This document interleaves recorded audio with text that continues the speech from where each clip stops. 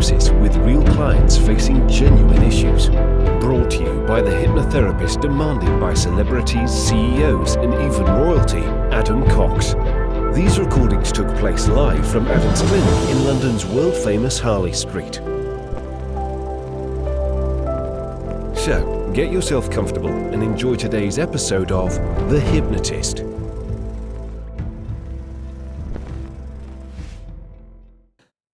Hi, it's Adam here, and this is quite an emotive session because it deals with something that I'm seeing more and more often, and it's the emotional abuse that can come from religion.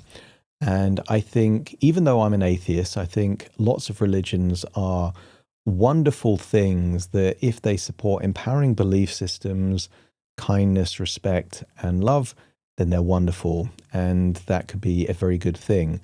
Unfortunately, lots of these things, like religions, can be corrupted based on the agenda of individuals. And you see that with politics. Sometimes wars are justified based on religion. Certainly, the Crusades in the Middle Ages and lots of things, horrible things that were done in kind of Africa and Ireland and all different parts of the Americas in the name of Christianity and Catholicism, horrible. But some of the underlying belief systems can be very positive, but it can be corrupted. It can be utilized with an agenda. And this particular client had a Muslim upbringing, and their mother was unfortunately quite ignorant, not that well educated, but they used the good essence of the religion and they used it for malicious purposes, and that is to control, coerce, to strike fear in their child. So a lot of this is about breaking free from the emotional trauma and the emotional abuse, where God and religion was used not as something positive to inspire, but as a weapon to hurt and abuse. So if you can resonate with the idea of religious abuse, and you might still have belief systems that cause you shame or guilt or fear and anxiety connected to some of the religious teachings, then you might benefit from hypnotherapy. This client certainly did. Now, their situation might not be your situation. So if you like the idea of something a bit more bespoke for you, I would encourage you to do one of two things. There is a suitability test, and there's also a webinar where I describe how I work and how hypnosis can help.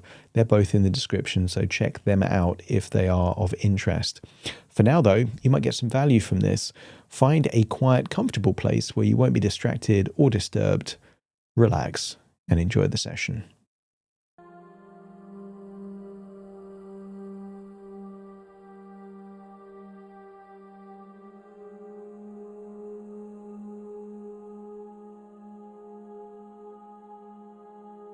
Take a deep breath in. And as you breathe in that feeling of calm, and as you exhale, just allow your eyelids to feel heavy, close, and as they close, just listen to the sound of my voice, breathing in a feeling of calm relaxation and exhaling tension. And if you need to position your body in a way that facilitates even more calm and comfort, allow yourself to do that now. That's it. Breathing in relaxation and exhaling tension.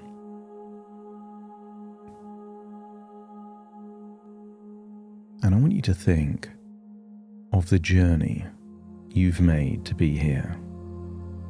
And not just today, and not just physically, but across many years, countries, languages, losses and achievements that most people would never be able to navigate. And yet, you are here. And just give a moment to connect to a feeling of pride at how remarkable it is that you've been able to do as much as you have. Breathing in a feeling of calm relaxation as you allow the breath to come and go without interference. Of course, your body knows how to breathe. It's been breathing through everything, through the storms outside, but also the storms inside, through the years of difficulty and the years of building something real and valuable from very little. And somewhere beneath all of that, beneath the history and the accumulated weight of things carried for too long, there is a part within you that has been watching quietly, steadily, that has observed everything that has happened and has remained intact, present, unmoved at its center, even when everything around it was in motion.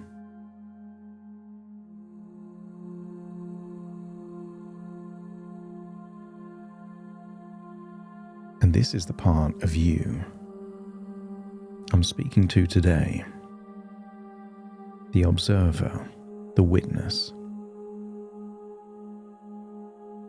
the part that is older and wiser than any story that has ever been told about you, either by others or by yourself. I'm going to count down from 10 to 1, and I want you to imagine being at the top of a staircase and walking down. And as I count down from 10 to 1, just imagine walking down the staircase. Each step represents a feeling of going deeper and deeper within. And maybe it's a wooden staircase, a marble staircase, or something else. 10, taking that first step. 9, just allow the body to become heavier and more at rest with each number. 8, one more step down. Feel a release of emotion. 7, another step down. And as you go down the staircase, it almost feels like the surface concerns of the day start to recede. 6, another step down. 5, halfway down now. 4, arms and legs getting heavier. 4, feeling your internal organs start to relax. Lungs, heart, stomach. Going deeper into that still, watching center. 3, nearly at the bottom of the staircase now, and 2, and 1. Feel a ripple of relaxation from your toes to the top of your head, back down to your fingertips. The staircase has taken you to a place we can call your center, a center of stillness.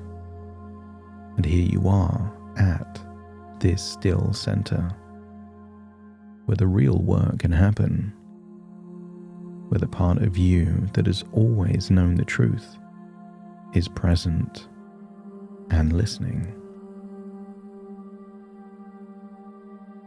You already know that you as a soul, you as an entity, you as a human, are not the story. And there is a distinction at a level deeper than words. A distinction between the story and the storyteller. Between the content of a life and the one who has been watching that content unfold. And you've been given many stories about yourself.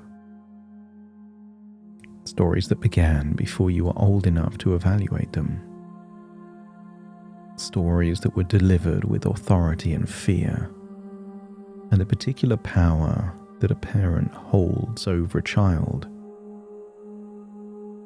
who hasn't learned yet that parents can, and often are, be wrong. Maybe you heard words, stories when you were young. You were bad. You were causing this. Thunderstorms, lightning, wind is God's warning, and it's all because of you. And you will never be enough. Others are better than you. Your achievements mean nothing. But you know they weren't truths. They were tools, instruments of control, used by someone who was afraid of losing power over you. Someone who, in the grip of their own limitations and unhappiness, reached for the most powerful lever available, which was the child who loved her and wanted to please her and believed, as many children believe, that what a mother says must be true. And maybe for years, deep down you believed, or at least hoped,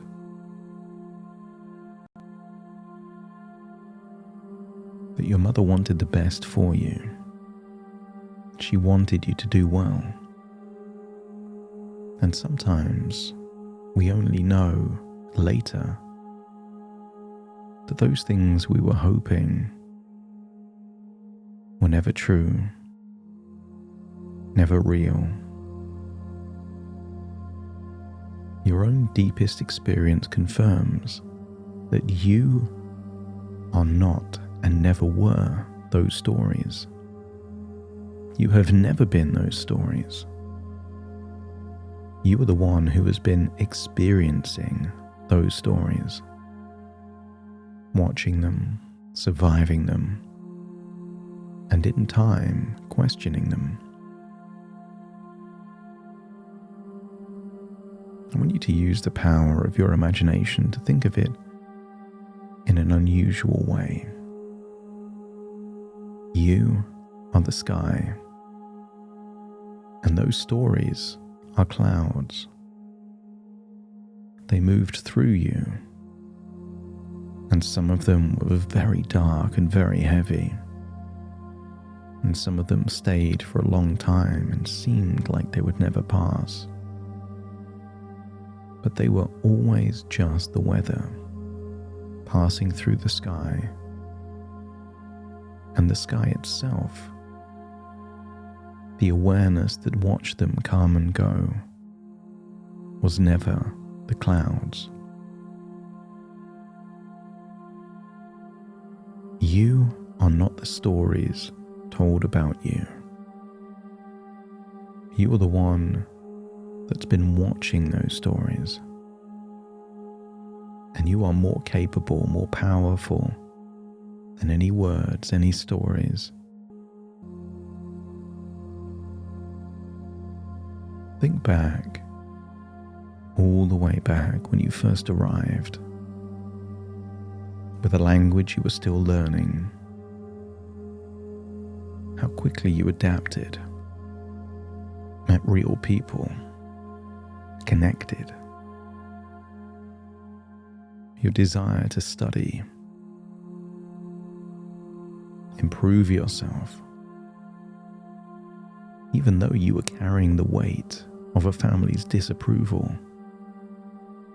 The very people that should have been encouraging and congratulating you were criticizing, diminishing all of that hard work and effort.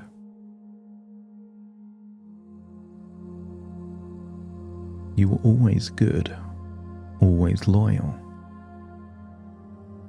Tried to make a mother proud. And perhaps it's only recently you realized that void could never have been filled.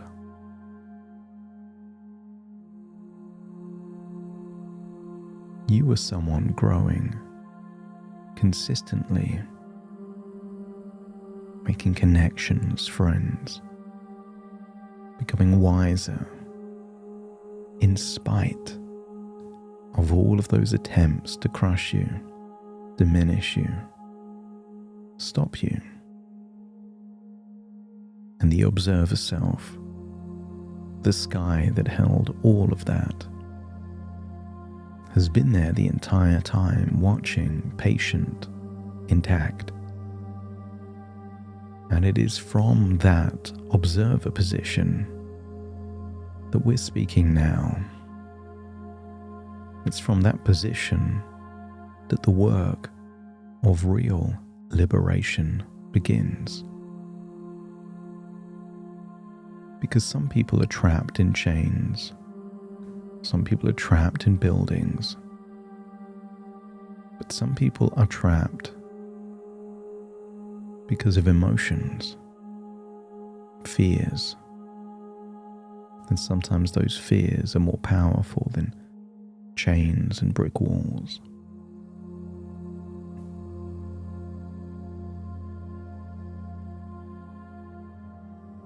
And that old story, the boy in the village who cried wolf when there was no wolf, not once but many times, got away with it until the village learned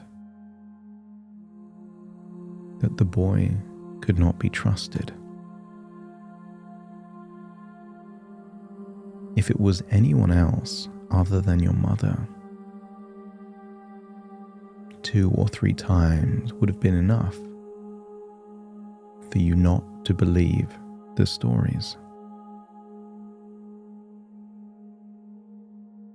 A child who was told not once or twice but repeatedly, before storms, during storms, after the storms, storms were God's punishment.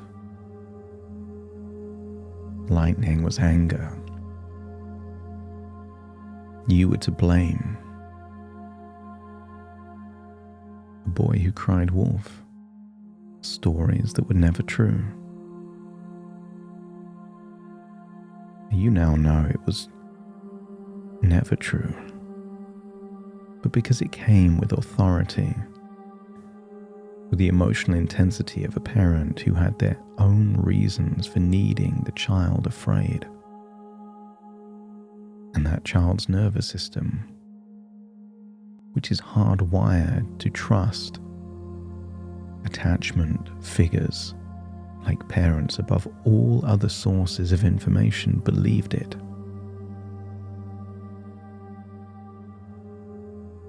But look now at that belief with the eyes of the observer self, the one who has been watching all of this time. Because you know what thunder, wind, and lightning really are. Just nature.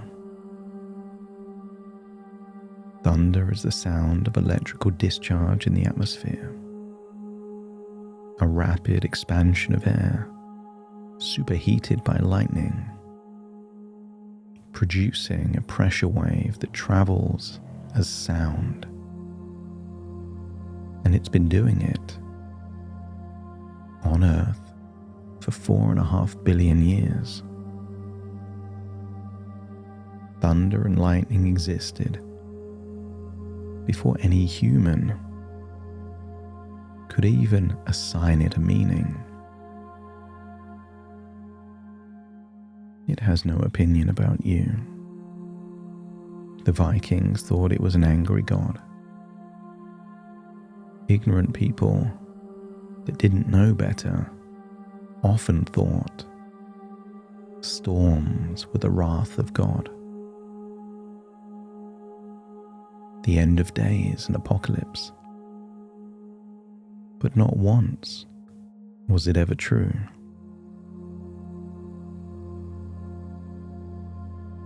just nature, just physics. So the meaning that was placed on it was not the storm's meaning. It was just the meaning of a frightened, controlling woman hijacking a religion to control. There are many people across the planet that aren't religious, don't believe in God, but they use religion for power, for manipulation, for coercion, as justification for horrible things.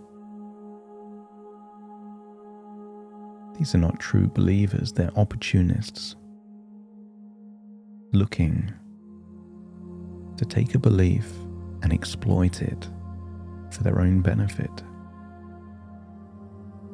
This woman cried wolf not once, but across decades. Not just storms, lots of other things too.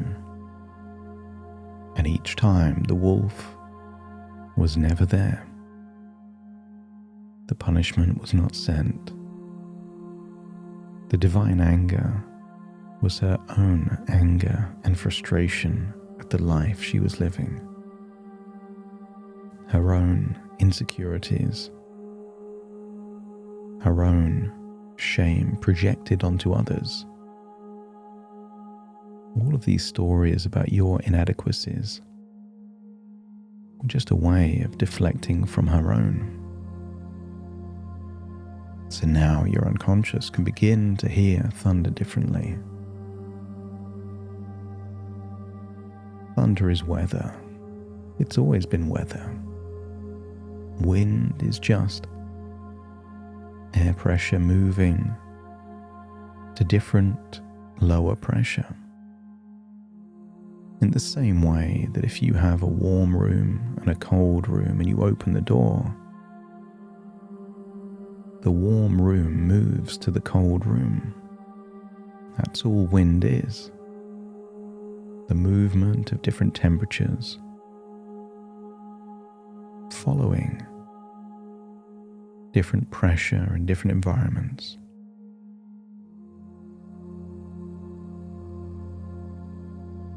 So let's separate wind from the meaning, thunder from the meaning.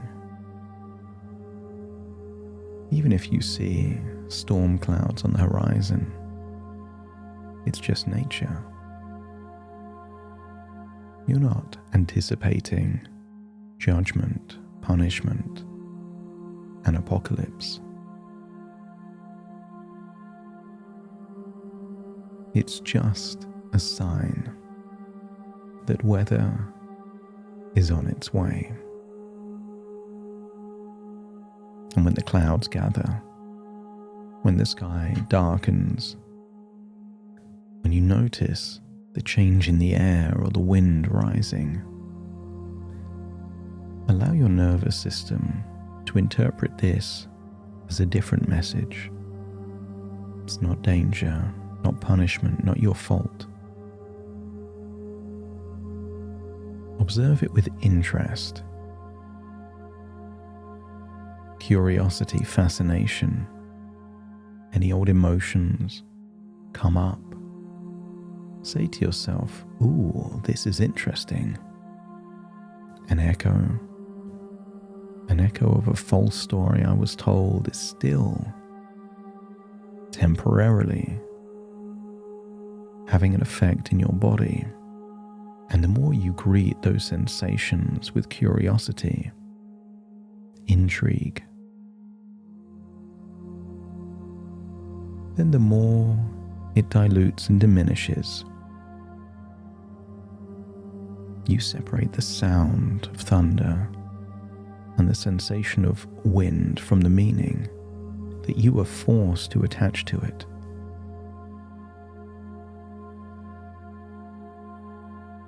There is a woman who gave you life, and who then, across the years that followed, abused and used the power that gift gave her in ways that caused you genuine harm. And it may have been not her explicit intention. It could be a person in the grip of their own fear, their own need for control, acting out, sometimes deliberately, sometimes maliciously. It doesn't matter their intention. It matters their impact. You now know that she was not happy. Happiness does not need to reach for control the way she did. Contentment does not require another person's fear to sustain itself. And everything she was doing, the comparisons, the religious threats, the refusal to acknowledge her achievements, interference and opinions in your relationships, was the behaviour of someone who themselves was insecure, hurt, ignorant, or a combination of all. This does not excuse it. Understanding a cause does not mean accepting an effect. And I want you to feel proud of that earlier version of you that made that decision with moral courage and religious clarity, that you needed a boundary to protect you and your life.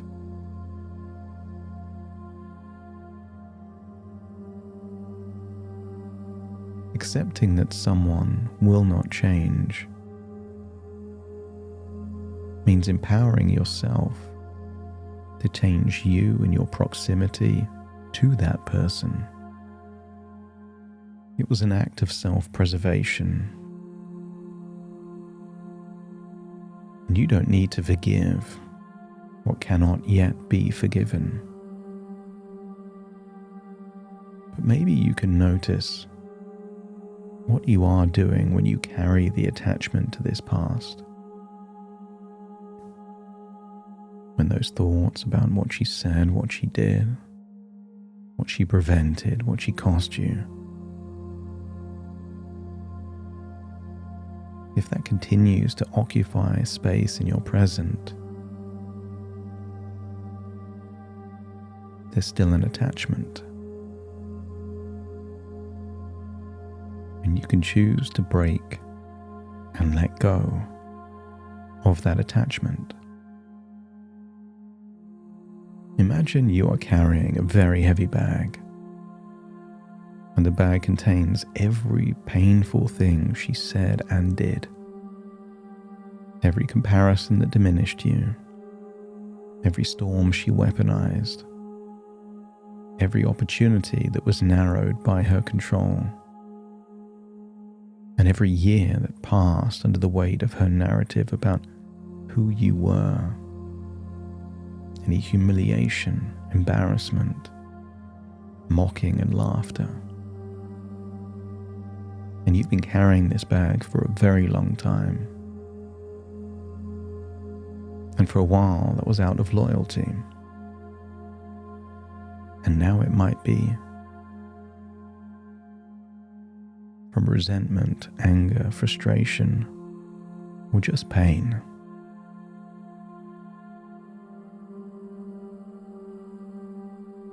But putting the bag down does not mean any of it was justified. It just means that you're finally ready to move on. Putting the bag down says this was real, it was heavy, it did cost you relationships, opportunities, experiences. It caused real, genuine damage. But if you keep holding onto the bag, it hinders your future. Because your future does not belong to her. It belongs to you. And if your unconscious is ready to place that bag down so you can free up the time, the energy, the space to move forward to that future that's been waiting for you all this time, let me know by nodding your head. That's it. So your unconscious can allow that bag to be placed gently on the ground, not thrown down in anger, not abandoned in denial, placed with full acknowledgement of what it contains, and then stepped away from. The bag represents so much more than a bag.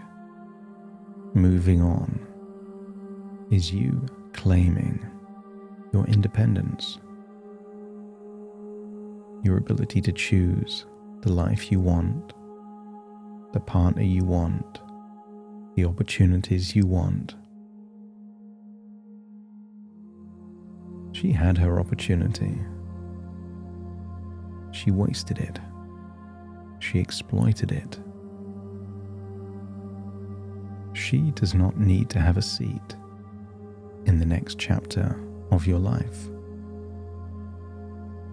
What does have a seat is the part of you that survived her.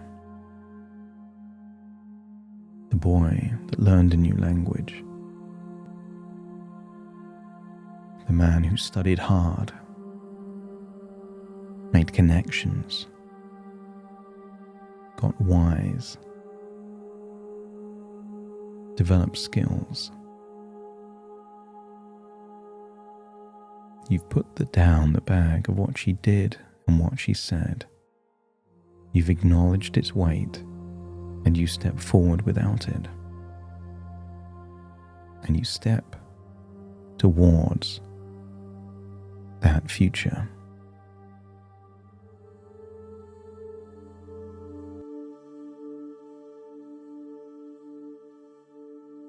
And maybe there's a thought that caused you pain, a sense that a train left without you,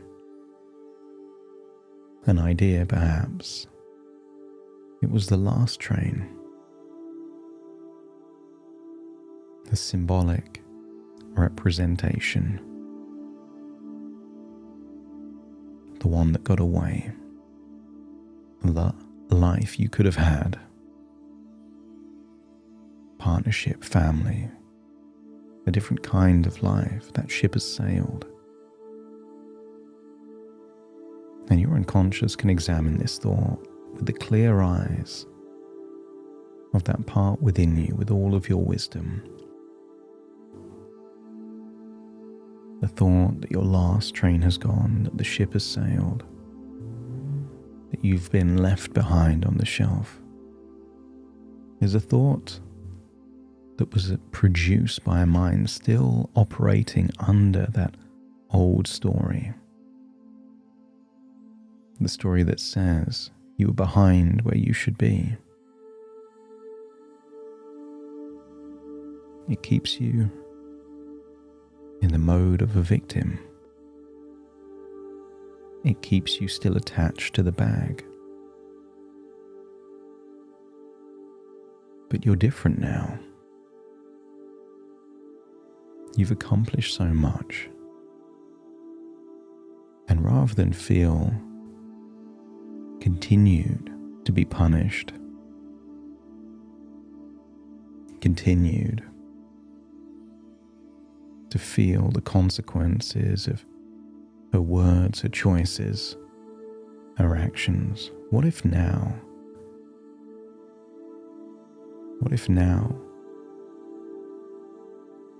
you're at the train station and you can catch any train that you choose? You're at the dock and there is boat after boat. And you get to be discerning as to which train you catch, boat you catch. Because you know with irrefutable evidence You can attract. You can connect. That was never the last train. Nothing was missed. You're now liberated.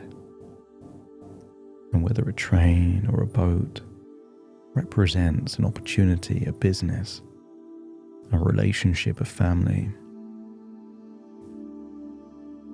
the very thing holding you back in the past is no longer impeding your present and your future. Rather than feeling weighed down by your past, you can feel liberated by your present and your future. You already know how to find something you value, the qualities you admire. And what if before that heavy bag weighed you down and made you miss that last train, and you realize you're not carrying that bag anymore? And I want you to imagine the future. You with a partner, perhaps young children, outside. And I want you to imagine feeling the wind pick up. See grey clouds on the horizon. And I want you to imagine telling those young children, thunderstorms are fascinating. Let's wait for the storm. The storm is a gift. The storm is nature. Let's watch it together. Maybe you could imagine being in a car or under some shelter, and rather than the anticipation of dread, you can feel the excitement of sharing that thunderstorm with the future you desire. But you are different from your mother. You are telling those children, thunderstorms is a gift from God. It's nature. It's a wonder. Knowing that your children will see your fascination with storms and feel that way for themselves.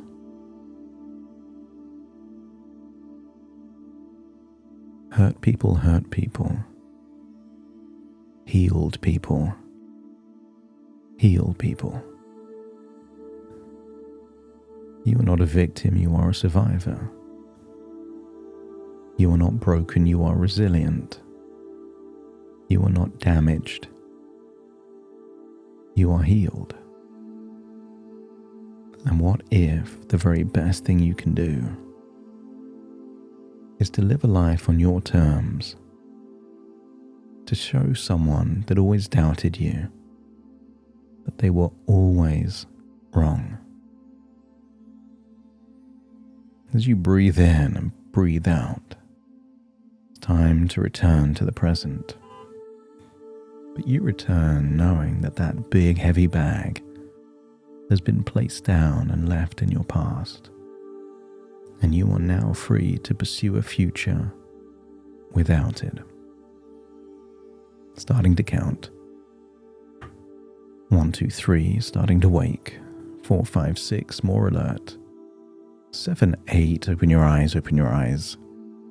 9, 10, wide awake, wide awake, wide awake.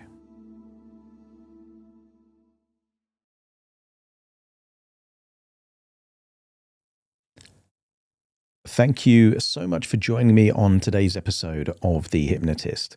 If you've enjoyed this episode or got some value from it, please give it a 5-star rating and review. And maybe you know someone that would also benefit from this particular episode. in which case share the episode with them so they can also get the benefit too. And if you would like to listen to this episode where it's just the hypnosis, so no intro, no outro, no explanation, just the hypnosis and completely ad-free, there will be a link in the description where you can subscribe at a very low cost and only get access to the hypnosis. So if that's of interest, please check that out.